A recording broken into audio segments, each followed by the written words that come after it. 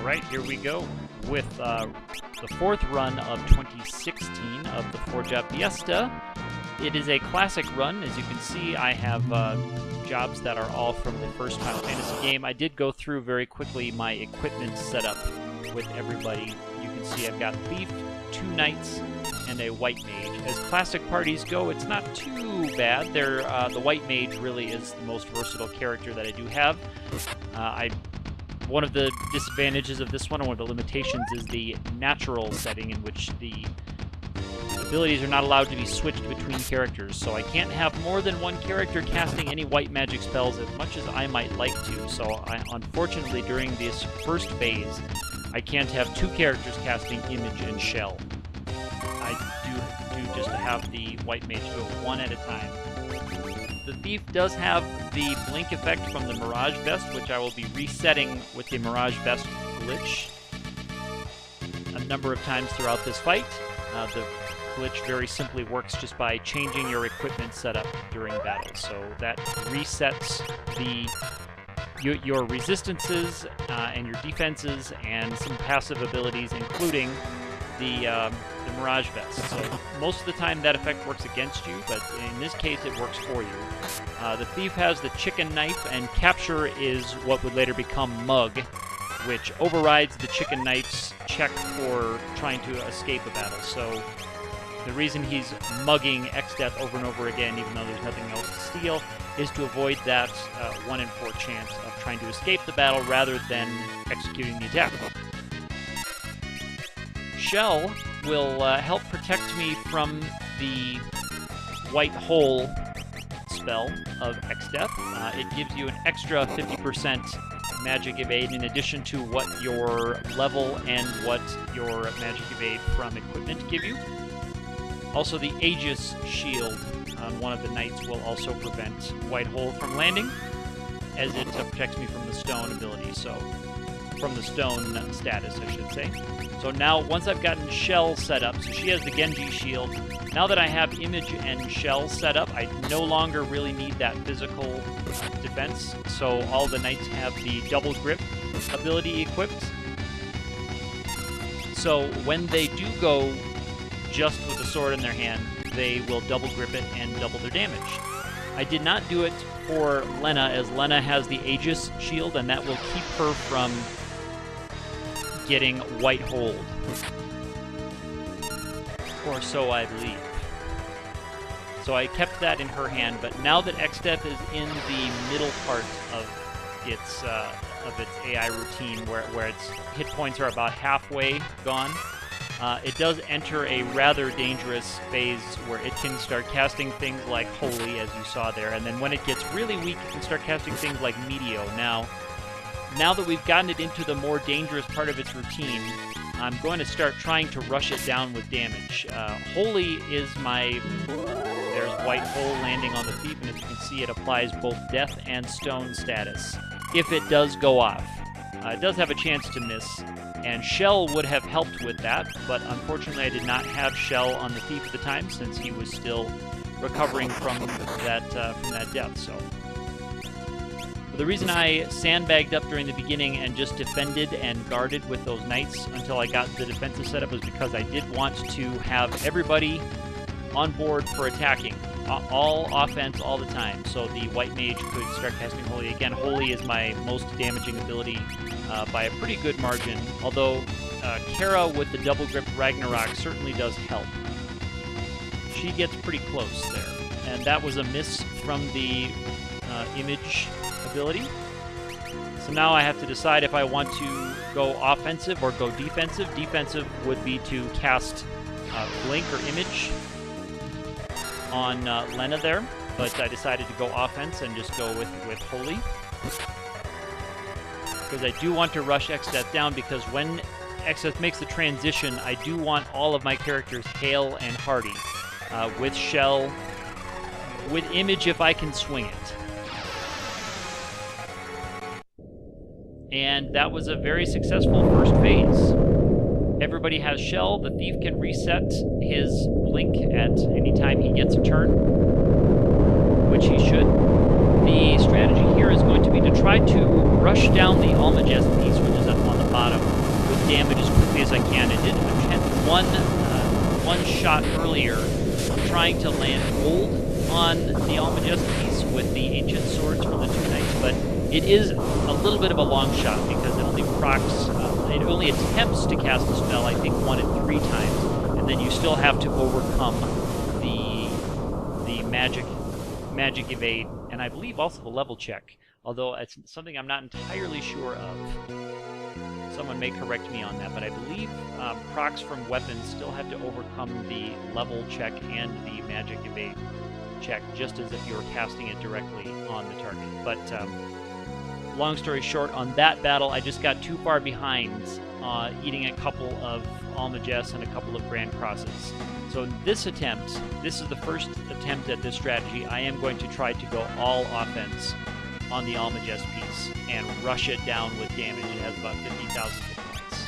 So you see I'm going two-handed, dealing about 3,000 with the Ragnarok, just under 2,000 here with the, there's the Puma Shuriken that I just stole.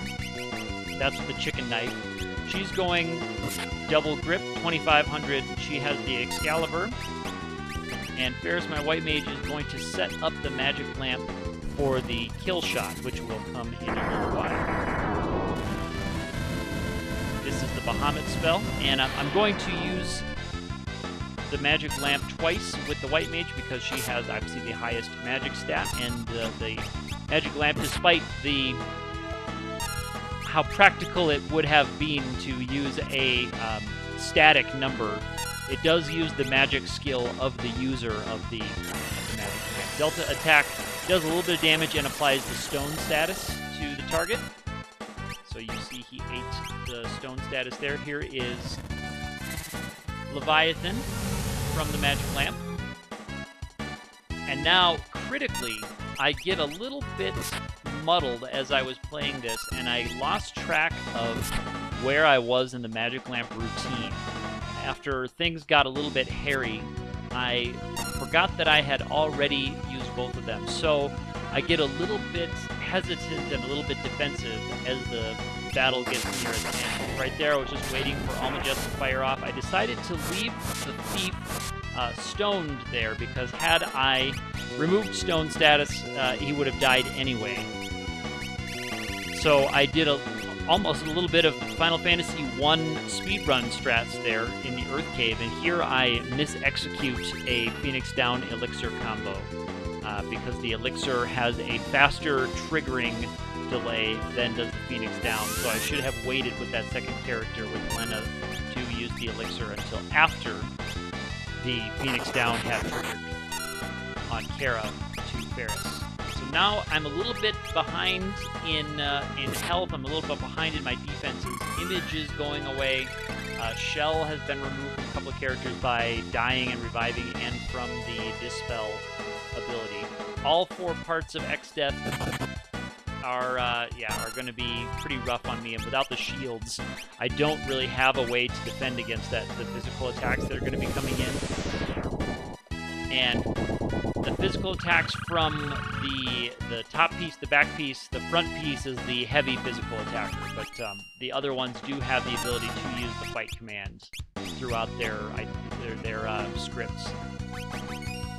And Dispel, also looking at the scripts of all 4 pieces, Dispel is in, I think, 3 of the 4 pieces have it in their script. So some of those random fights that you see and dispels that you see aren't coming from just one. That was a very, very lucky Grand Cross. Only 1 frog applied to my white mage. So now I have a little bit of time to try to get some more damage pumped into that Almagest piece. Almagest, when it's unguarded, does about 1,500 or 1,600 damage. With Shell, as you saw before, it does about 700, which I have enough to survive. And it is the only all-targeting skill that X-Death will use in this one. Now, the top piece, the Grand Cross piece, when it gets low in health, it can use Meteo. But the only piece that has taken significant damage besides the all-targeting magic lamp damage is that bottom part. So we are focusing on getting that thing down to get Almagest off the table. And as you can see, things get a little bit hairy here, and this is where I lose track of the magic lamp sequence, because things do get so tight here. I get a little bit behind as characters are getting nerfed out faster than I can get my defenses up. Characters are getting knocked out, but I'm opting for offense here with the white mage because I'm trying to get everybody alive and everybody shelled and imaged, but it would do me no good to waste the white mage's turn just reviving the thief, which one of the knights could do. And there you can see some of the natural evasion that all four of these pieces have. I think they have about a 20% evasion. I'd have to look that up to be sure. But they do have some built-in evasion. That's why some of those will miss. That was shell protected from that arrow 3, so actually I was lucky that that was targeted at Kara. I do need to get that shell back up before we see X-Death start to shake again, which is a clear sign that Almagest is on its way. And as you saw, I was ready as the first Almagest triggered with a all-targeting Cure 3, which would have restored everything, but it had Ice 3 queued up immediately after Almagest, and that's something that can happen with this, is more than one of the pieces can have their ATB bars line up, and they can knock you back to back with some things. So that can really put a damper on your attempt.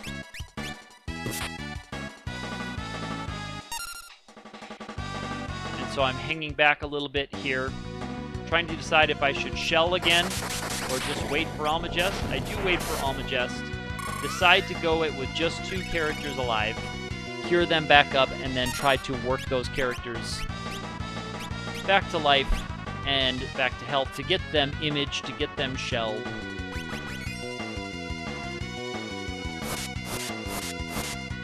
And this will happen a few times here as I try to revive and heal up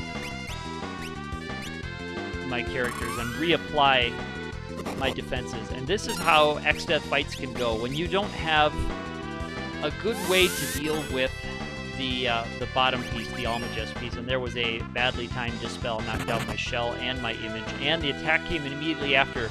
If that had killed the white mage, that really would have made things dicey. But as it is, I can get things back on track a little bit. I can either Cure 3, or as I decide to go for another defensive spell. That was another lucky target on Kara, who still has her shell on. Kara has been tough in this fight, still has that shell on. So that's 2 lucky spells, because that could have taken out the white mage and been real trouble for us. There was a lucky targeted physical attack. Here I'm finally reapplying the image status from the Mirage Vest glitch. I failed to do that last turn, but yeah, you can reapply that for free.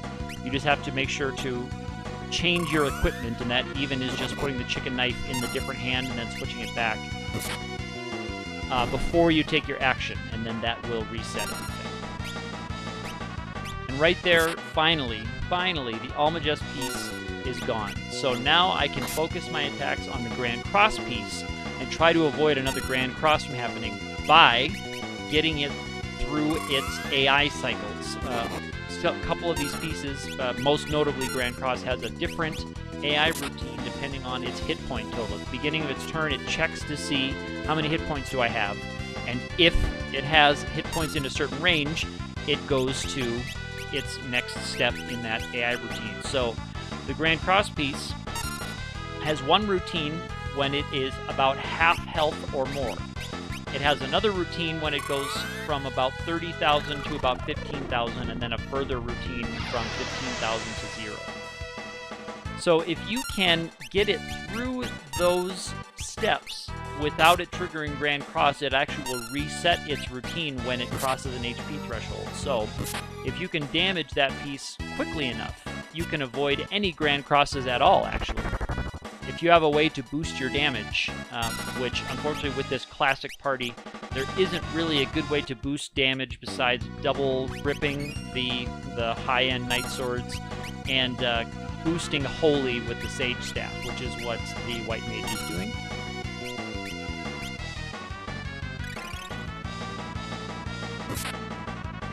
So the battle becomes much more routine now. I'm able to get the defenses up a little bit more because I'm not so focused on trying to rush down the Almagest piece and kill it. I can actually use my White Mage safely, reapplying defenses. So keeping the images up and keeping the shells up, although the shells are a little bit less important because the magic spells from that back piece, the Ice 3s, the Bolt 3s, and the flares that we'll see from that back piece are mostly just going to be single targeting spells anyway that will probably kill a character but require just a Phoenix down to revive. So you'll notice I start leaving characters with much fewer HP because those spells will just about kill them anyway. And it saves actions rather than trying to shell them and heal them to full health. Simply to try to survive an Ice 3 is not worth it for me at this point, so I do leave characters with the amount of health they get from a Phoenix down, simply because it's easier. And see, we have another Laws of Physics are broken, so we have crossed an HP threshold. We did avoid the Grand Cross in the middle section, and now we need to get it down before it goes into Meteor. Now, I did check just a minute ago before we started recording this one. It won't enter the Meteor phase until after it has done a Grand Cross, when it's in its lowest hit point threshold. So I am safe for a little while. Once it has done a Grand Cross while under 15,000, that's when it shifts. It sets the condition to 0-1, from 0-0 to 0-1, and that's when it can go into its Meteor routine. So that the Grand Cross piece has the most complex piece of AI of the 4 parts as I'm flipping through it. Although I was surprised to see how many of them can use Fight and can use Dispel.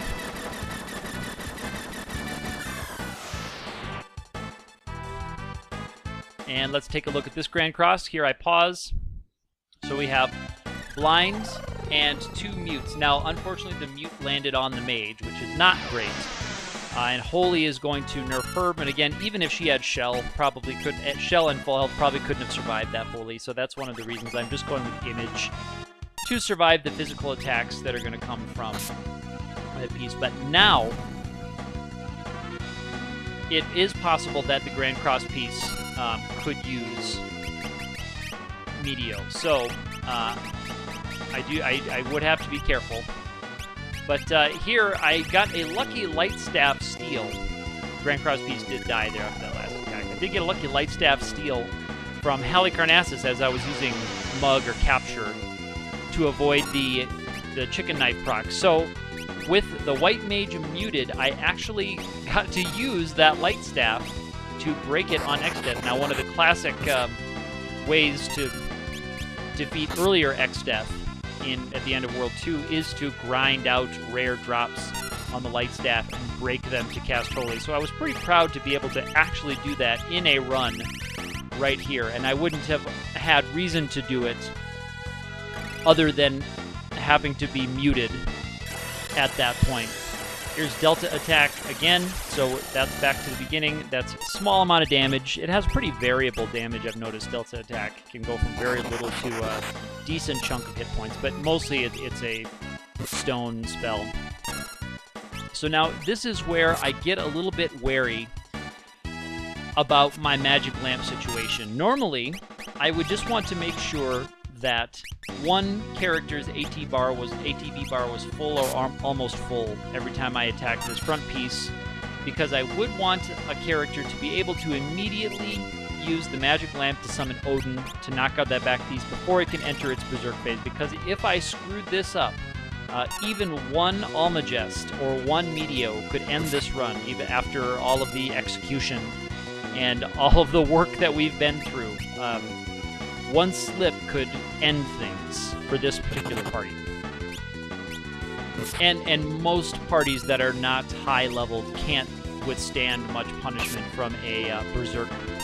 And I don't mean Berserk as in the status Affliction, I mean the the AI routine that all 4 pieces of XDeath have, that when they're alone, they enter a really deadly phase where every turn they take 2 actions, and those actions include things like Almagest and Meteo and Vacuum Wave and Comet, which is actually the most benign one. But they do start doing 2 actions in a row, so 1 Almagest firing would take us out because I don't have shells. So rather than trying to sandbag up for a potential mad XDeath, I simply wait till I have 2 characters with ATB bars full or almost full before I make an attack. So it does draw things out a little bit, and it does mean I eat a few more flares and vacuum waves. As you can see, I eat a few more spells and use a couple more Phoenix Downs, just because things got so dicey there before. I was not confident that I was able to get Leviathan off out of the magic lamp.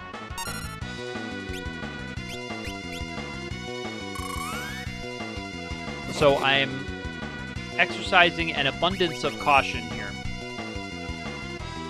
which is often required for an XDeath battle.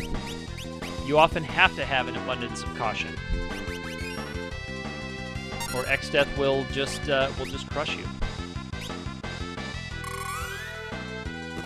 But this run, the 4th of the year, has been fun. I do like the classic format as much as the natural part of it can be a little bit grr-inducing sometimes. I think it's good. It's a fun challenge. Forces you to think around some things. Does put some limitations on you. Does mean you have to do a little bit of grinding sometimes. Any natural run can be a little more grindy, a little more level-uppy than normal runs where you can change some abilities around. For example, I could have taken this battle on at a much lower level if I could have had white magic on all of the characters and had several, or had all 4 characters, maybe not all 4 characters leveled up to be able to cast Holy, but at least to be able to cast Image and Shell. Could have gone a lot faster. I could have gotten a lot more done here. So that was just right there was just a little bit of waiting until I had more ATB bars lined up. And out there I was waiting for the Thief's turn to trigger, because I'm listening for that death sound from that front piece. When I make that attack, I'm listening for the death sound.